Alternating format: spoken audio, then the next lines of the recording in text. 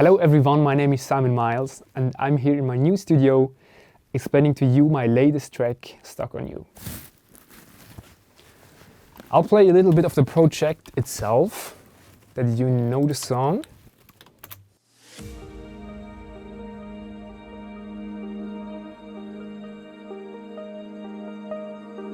Looking for light, I get lost in the dark.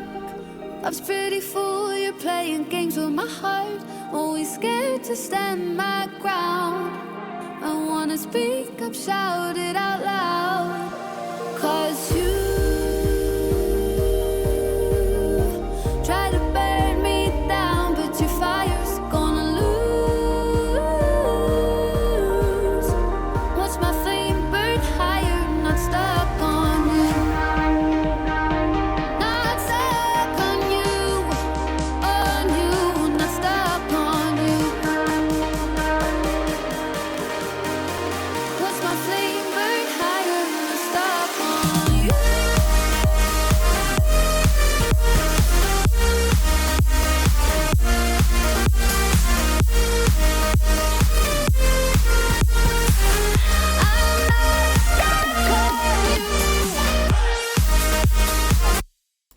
Yeah, as you can hear, it's a pretty festival vibe track and still melodic at the same time.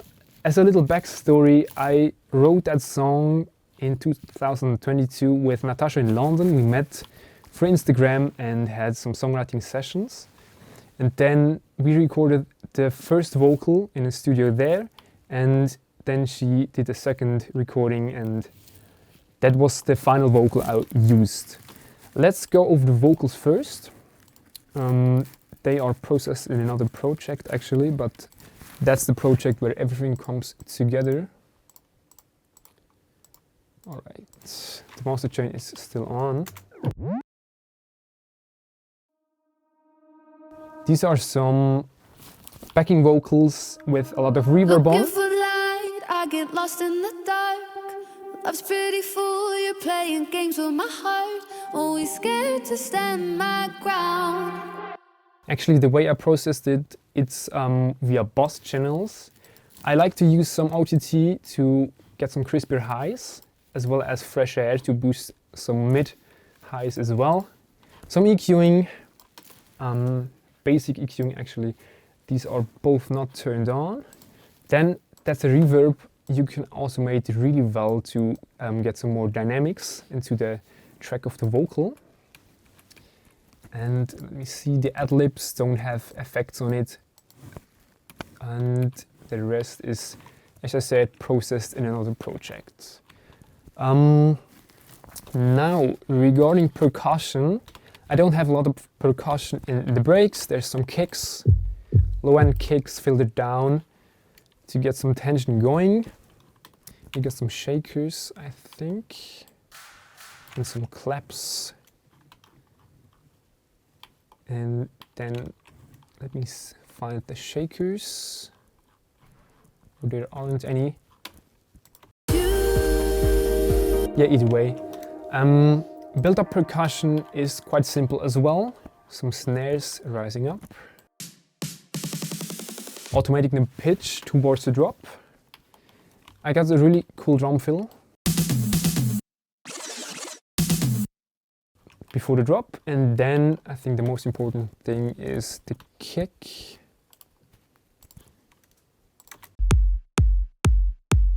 Classic progressive house kick actually. Always mono and with a limiter on. Some EQing also to filter and some more EQing. Then we got drop claps and rides on top of that.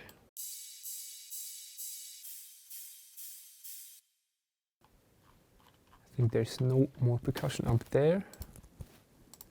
I like to layer snares and claps in this kind of progressive house.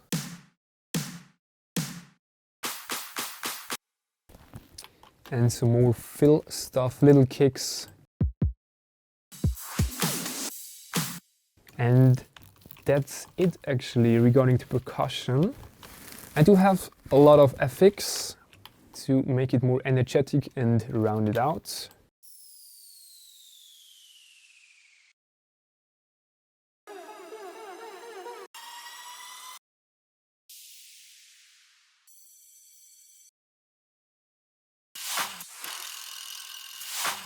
stuff like that, as well as in the build-up.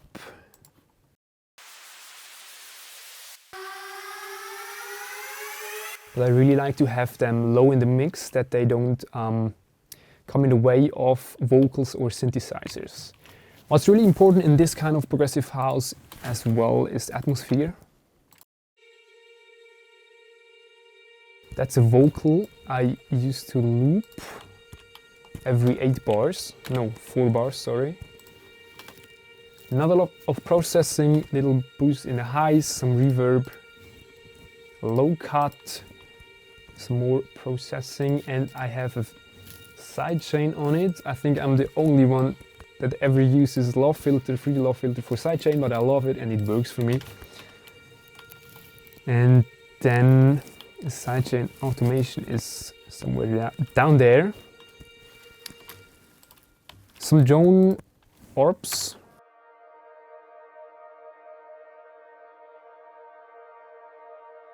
Low cut as well, that's super important because otherwise it would be messing with the chords and the vocals. Some basic EQing, and that's it for the atmosphere. Now I do have one more arpeggiator. Sounds too basic alone, but as soon as the other stuff comes in, it really adds up really cool.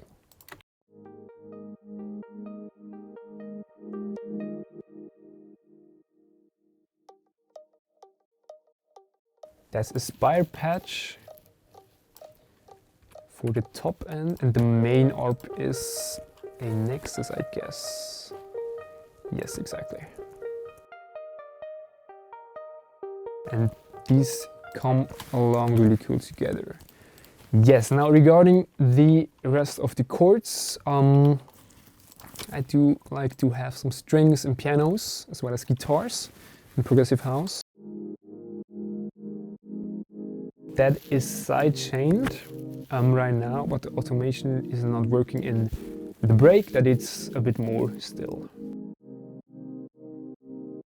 Basic EQing to get some space going for the vocals. A little bit of reverb with a little bit of low cut as well, and the sidechain, of course.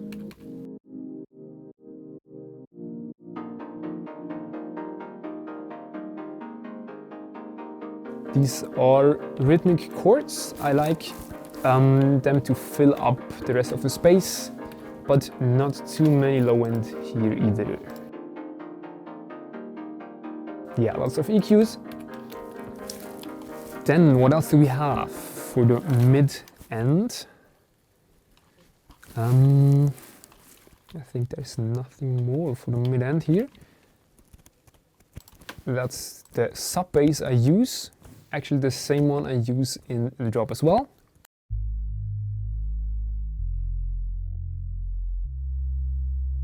Super important to have that mono. A lot of high cut. These frequencies would be interrupting with the kick, so I dipped them as well. Also an emitter to make it completely mono. And the sidechain as well. Then I think there's another chord coming in exactly for the build-up. A really cool patch from Silent. Just some EQing, nothing else going on. I filtered the cutoff that it comes a bit more exciting towards the drop. So really low at the start. And then it's opening the filter. I really like that effect. Yes, that's it for the break. I got the lead sounds coming in the build-up for these 8 bars, and there's a little guitar really filtered down to introduce the melody a bit earlier.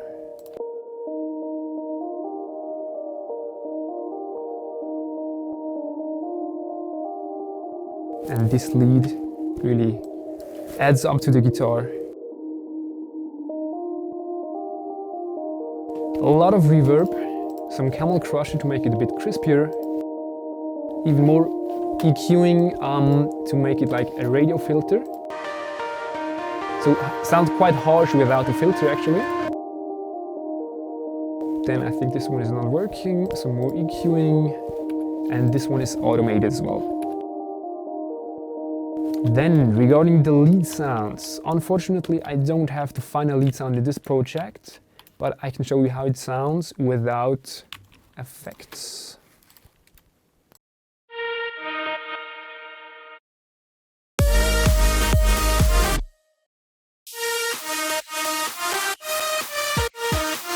So I have some fresh air going on, some EQing, as well as the filter that's been used for the build-up, and to delete some messing frequencies around there. That's the lead sound itself. I like to play with some atmosphere and white noise stuff on top. That's a really short white noise that's sidechained. And this is the ambient sound I'm using in the break as well. As you can see, I am using some automation clips to make it have the same rhythm as the lead synth. And put a sidechain on top.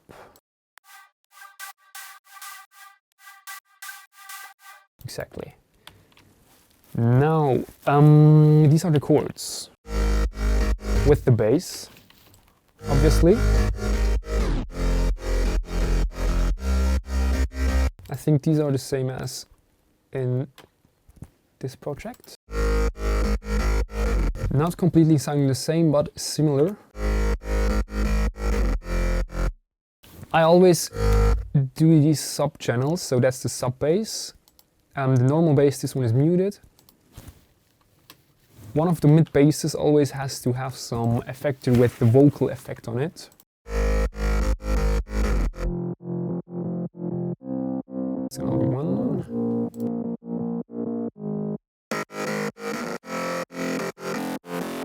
It just makes it a lot crispier. And some sausage fattener, of course. Also to boost the color. That's the same sub preset with a little bit different settings as well. Mono as always, and then another mid bass. Some saturation, EQing, deleting some low end, and also some top end that it's not messing with the rest of the chords. And these are all linked to the bass bus. That's not working. Some OTT, Camel Crusher again, but not too much. Some EQing, sidechain of course. And okay, it's not in this project, or I put it somewhere else, but there's a tape stop to make that cool glitch effect I really like to have on basses and chords. Now, regarding the chords.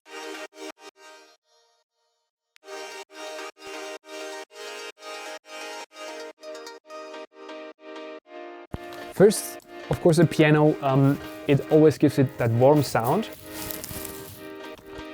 to fill up perfectly. A high arpeggiator.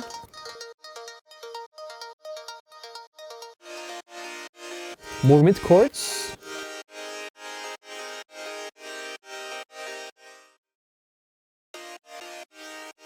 Some shorter release, but also similar sounding chords. And a super saw, but a bit filtered down. That's the same one I'm using in the build-up. All together. Okay, that's a bit peaking right now. No idea what's going on. Some EQ. A little phaser on the arpeggiator. Camel Crusher and Igloo is not working. Some stereo imaging here and on the main, no, not on the bass, but here and on the arpeggiator there's some stereo imaging to make it a bit wider. Yes, that's it for the drop almost. Did I forget about something? No, that's the right. Yeah, some basic affix stuff I already showed you before. I think that's the most interesting part. And then in the second break, as well in the second build-up, I'm repeating a lot of stuff, adding some more kick drums to make it sound a bit different. But yeah, the melody of the vocal is the same in the second part, just different lyrics to make it sound a bit different. Yes, that's the track itself. I think I do have an extended mix over here. I always like to have extended to play them out myself, and some of the labels always want extended mixes as well to promote it on Beatport and on other DJ radio stations.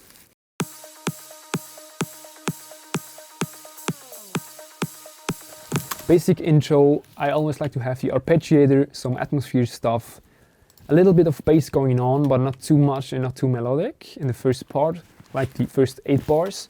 Then always a fill. And then there's the full kick coming in, because this one is filtered down. And then there's the full kick with a lot of bass. Now, that's it also for the extended mix. And then it comes back into like the beginning part. Now one more thing I can show you is the master I have going on. You guys for sure know the extended smile. I always like to have that on my master chain to automate it towards the drop and make a bit more energy going on, some more effects. A fruity balance in the beginning, that is not peaking at all. Then another fruity balance, I always like to automate one of these. Some basic EQing, so that's only high ends. I think a little dip in the mids. Another balance. And this is balancing out the sausage fattener. You may laugh at me, but I'm using the sausage fattener for limiting, because it's great at limiting and you can go pretty loud with it. Not a lot of color and fatness going on, so actually nothing. Just as limiter, and it works perfectly. It's not always the same master chain, but with the sausage fattener I also have some compression on it and other important effects, and it adds up to a great master.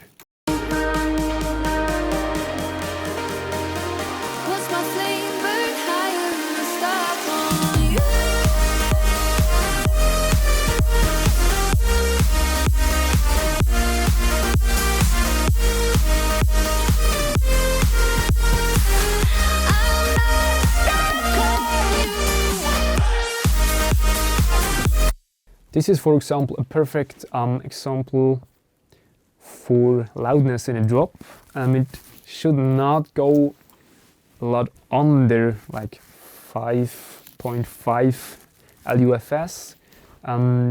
That, by the way, is something different than decibels. At 0 decibels with the master, and the LUFS can be pushed a bit louder with more compression, more limiting. If you want to know that, you can search it up on YouTube, and that's a super tool for mastering. Some knowledge you should be having.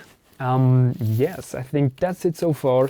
If you got any questions, let them down in the comments below.